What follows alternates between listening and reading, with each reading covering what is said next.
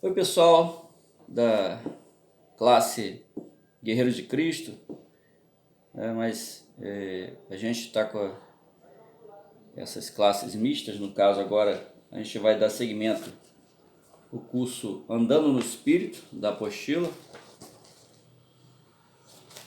e nós vamos iniciar nessa manhã a nossa escola dominical através desse vídeo.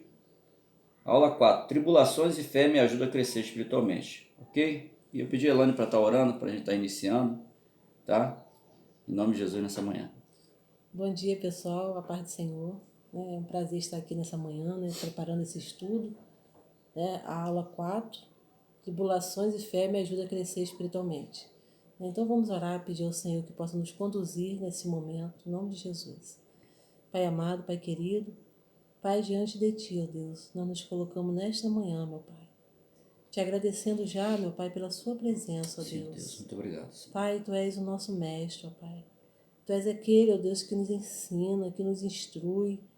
E eu te peço nesta manhã, meu Pai, em nome de Jesus, a revelação da Tua palavra, Senhor.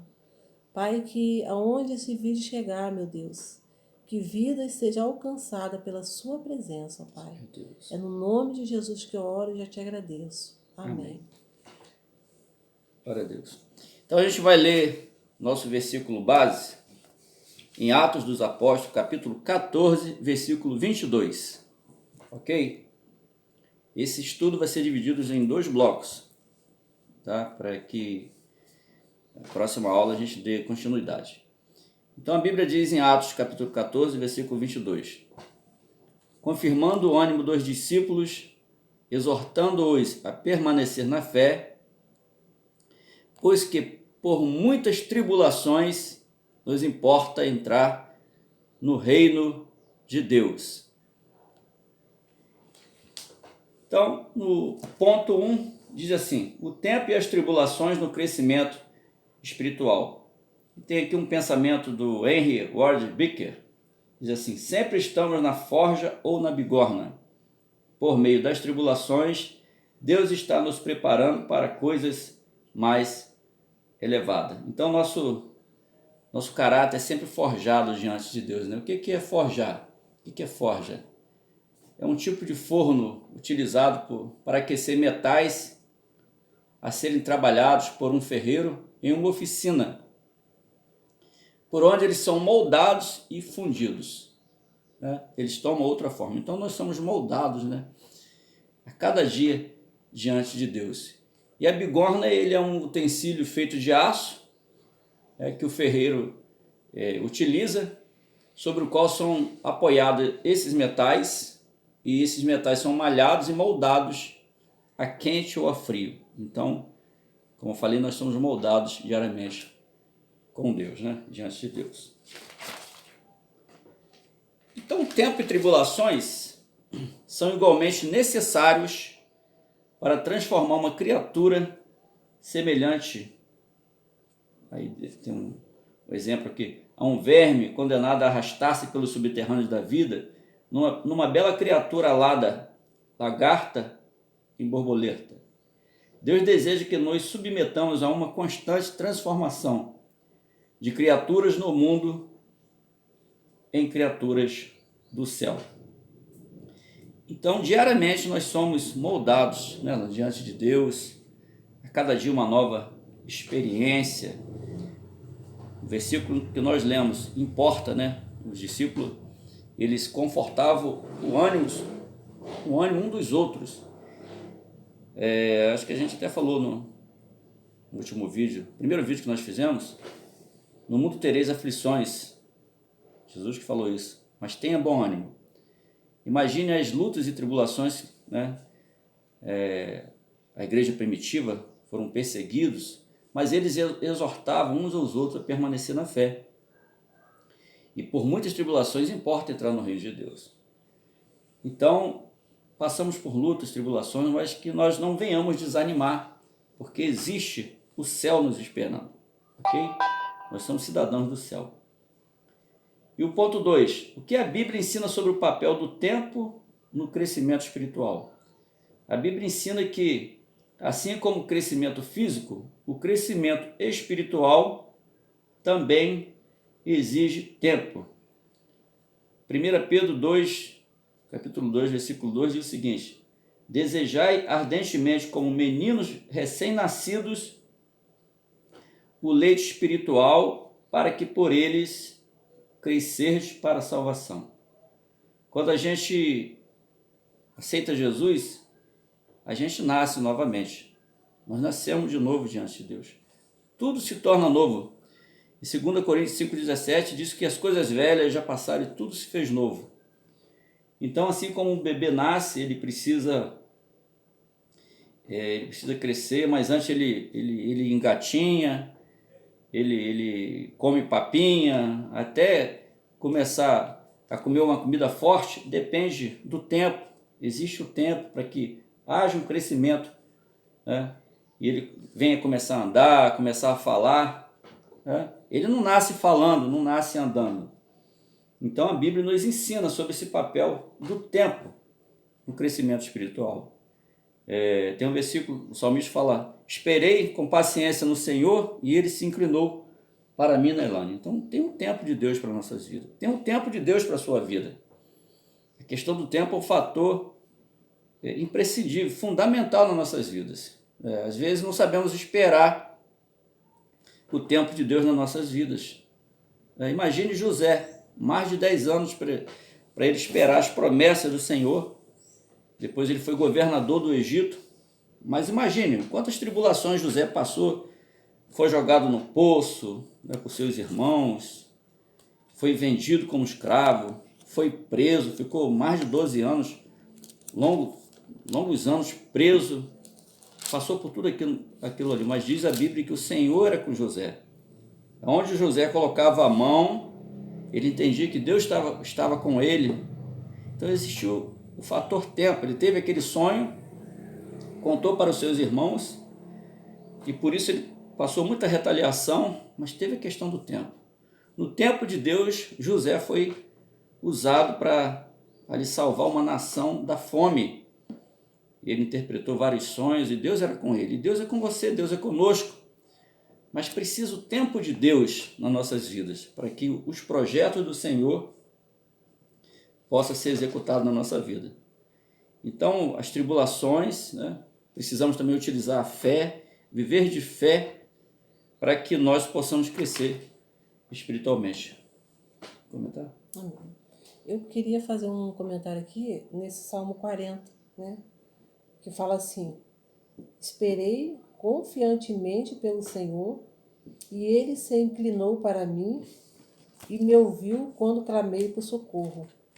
Então a gente sabe que esperar não é fácil, porque muitas das vezes nós temos que lutar contra nós mesmos. Às vezes ficamos tão ansiosos, tão preocupados, e às vezes não ouvimos a voz de Deus.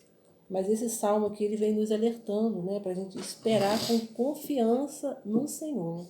Então esse é o segredo, porque Deus, ele tem um tempo determinado para todas as coisas, e nós temos que buscar em Deus em entender o tempo do Senhor nas nossas vidas.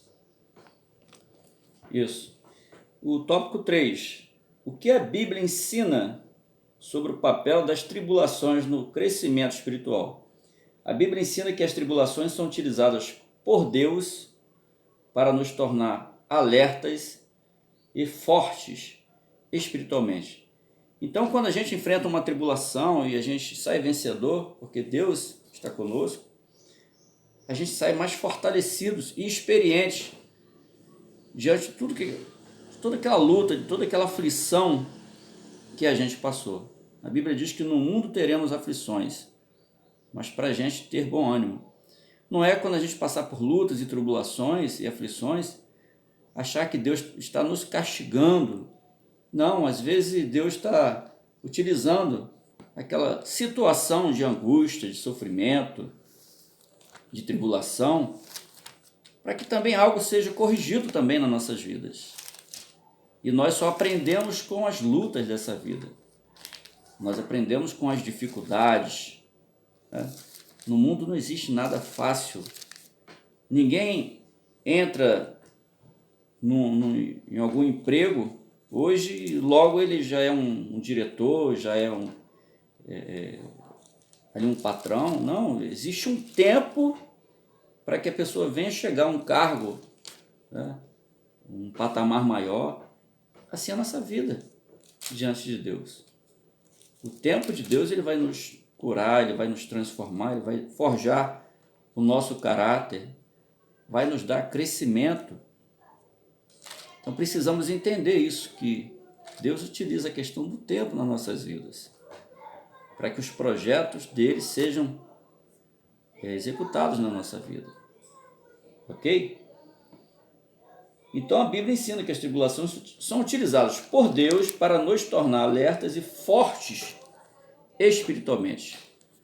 Nós somos fracos, mas Deus é um Deus forte. Deus é um Deus que está conosco. Deus de Jacó é o nosso refúgio. Às vezes estamos inquietos. E a Bíblia diz no Salmo 40, aquietai-vos e sabei que eu sou Deus. Diante dessas tribulações que o mundo está vivenciando aí, dessa pandemia do Covid-19, coronavírus, quantas pessoas estão apavoradas, né? De repente, alguns já perderam a esperança que isso tudo pode ter uma calmaria, que o mundo possa voltar ao normal. E Deus está falando, aquietai-vos e sabei que eu sou Deus. Deus está acima de tudo. Esse salmo ele é muito forte, muito interessante. Olha o primeiro versículo. Esperei com paciência no Senhor. Aí já é o Salmo 40, né? E ele se inclinou para mim e ouviu o meu clamor. Olha o versículo 5. Muitos são, Senhor, meu Deus, as maravilhas que tem operado para conosco. Versículo 4. Bem-aventurado o homem que põe no Senhor a sua confiança. Então, a nossa confiança está em Deus, né? Quando a gente medita nesse salmo, em outro salmo também, os que confiam no Senhor são como monte de Sião. E o Salmo 46, que eu citei ele aqui, que eu recitei o versículo aqui, atai-vos e sabei que eu sou Deus, é o versículo 10. Mas olha o início do Salmo 46. Deus é o nosso refúgio e fortaleza, socorro bem presente na angústia. Olha só, Deus é um Deus que ele não é só presente, ele é bem presente, ele é bem consistente, né? A presença dele quando nós passamos lutas e tribulações, na angústia. E ele pede para a gente não temer as coisas dessa vida. Nós ficamos até com medo, ficamos aflitos, né? No mundo tereis aflições, tenha bom ânimo. Mas o versículo 2, pelo que não temeremos, ainda que a terra se mude, e ainda que os montes se transportem para o meio dos mares, ainda que as águas rujam e se perturbem, ainda que os montes se abalem pela sua braveza, ainda que o mundo esteja de uma forma perturbada, as pessoas estejam sem esperança nenhuma, em pânico, em aflições, mas nós temos certeza que Deus está presente conosco. Olha o versículo 4. Há um rio cujas correntes alegram a cidade de Deus, o santuário das moradas dos Altíssimos. Olha só, Deus está no meio dela, não será abalado. Deus ajudará a romper da manhã. As nações se embraveceram, os reinos se moveram, né? Quanto aí os países estão vivendo aí essa incerteza, mas nós temos a certeza da vitória. As nações se embraveceram, os reinos se moveram, ele levantou a sua voz e a terra se derreteu. O Senhor dos exércitos está conosco, o Deus de Jacó é o nosso refúgio. Então Deus está conosco. Um dos nomes de Jesus, né? Emanuel, Deus conosco. Então o Senhor está conosco em todo o tempo, para a gente não temer as situações muitas das vezes, mas temer antes aquele que é o Senhor das nossas vidas, que é o Senhor Jesus. Então, você não pode se tornar maduro de uma hora para outra. As tribulações servem para nos moldar e nos aperfeiçoar. Então ele diz, as tribulações servem para nos moldar e nos aperfeiçoar. Imagine aí, quando nós fomos para a presença de Deus, é como se nós fôssemos uma pedra bruta que precisou ser esculpida, moldada, até chegar conforme Deus queria que fosse, né? Que nós fôssemos como Ele quer que seja feito nas nossas vidas. Não? Então nós precisamos ser moldados, o nosso caráter, a nossa pessoa, ser uma pessoa melhor diante de Deus e dos homens. Imagine quem éramos antes, né, de aceitar Jesus. Éramos bonzinhos? Não. Nós tínhamos muitas imperfeições. E até hoje a gente sempre, a cada dia nós somos transformados de glória em glória na presença do Senhor. Somos purificados.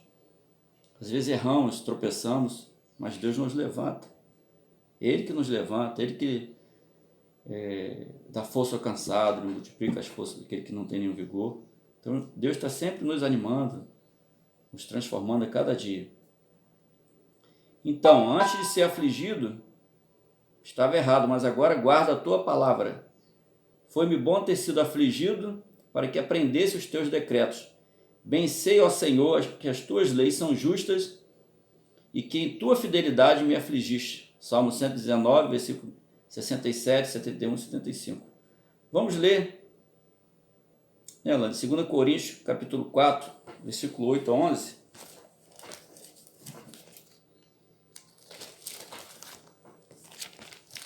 Pedir a Elane para ler.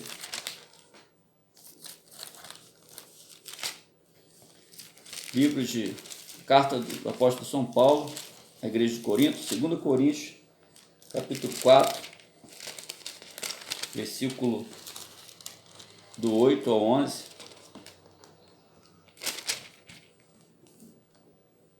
Amém. 2 Coríntios 4, 8 a 11.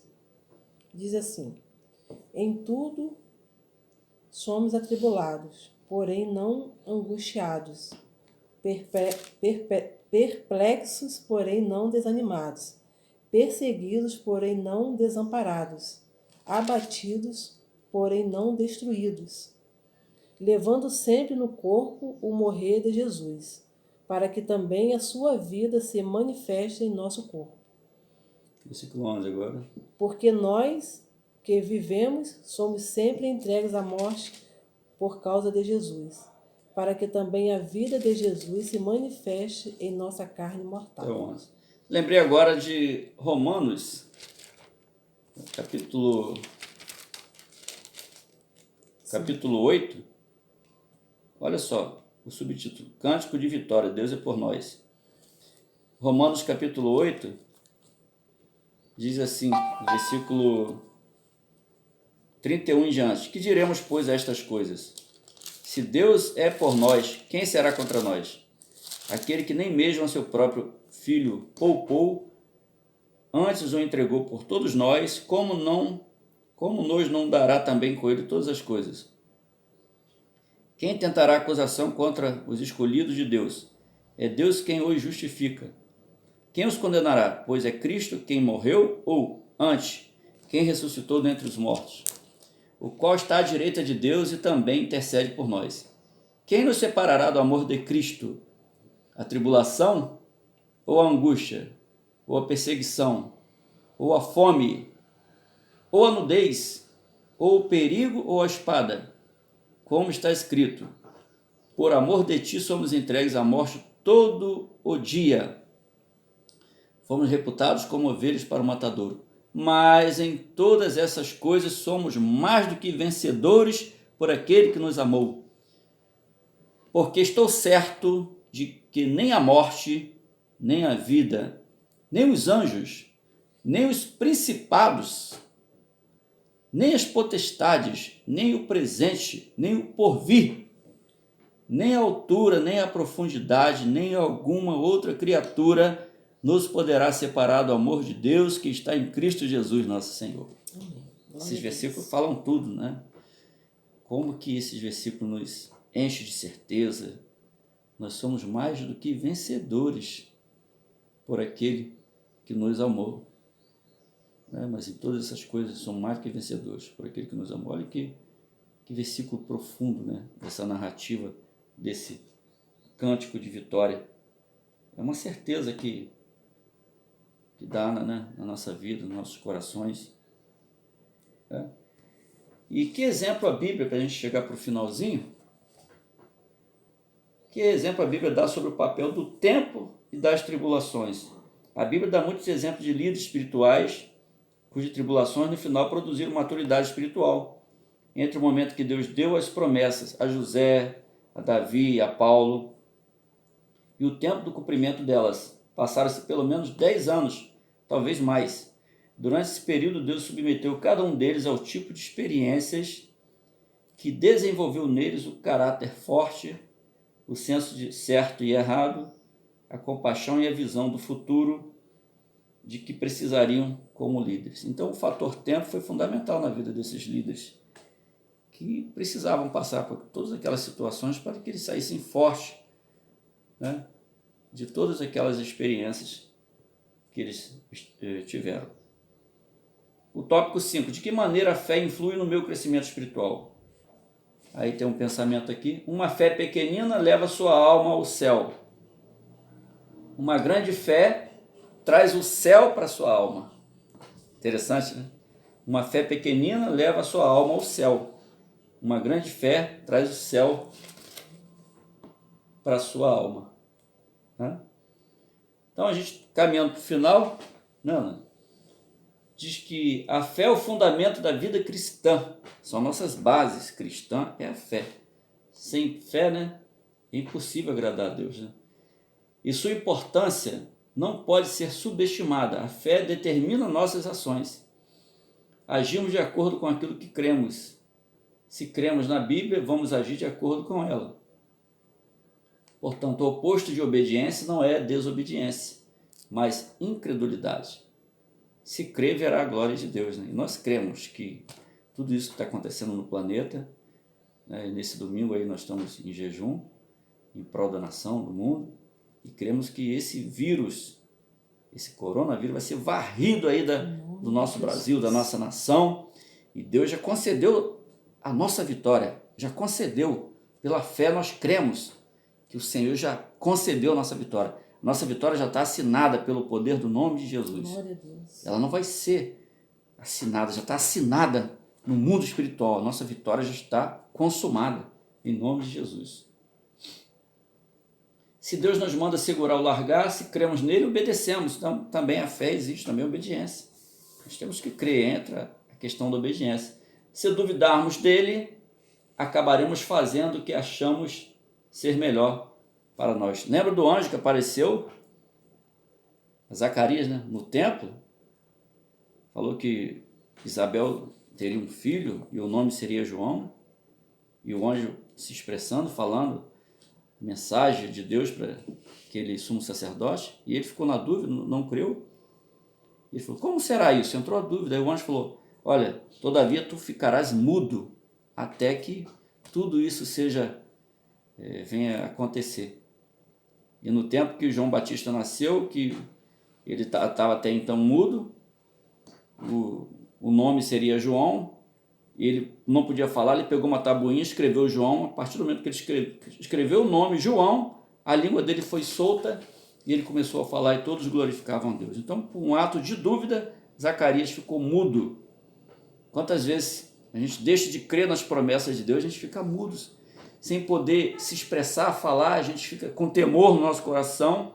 É como se a fala não saísse, a gente fica apavorado diante das situações, das lutas. Não, nós temos que falar, se expressar o amor de Deus em meio a tudo isso, não temer as coisas dessa vida. Jesus falou, olha, não temos aquele que pode matar o corpo, mas não pode matar a alma eterna, vai viver uma eternidade com Deus.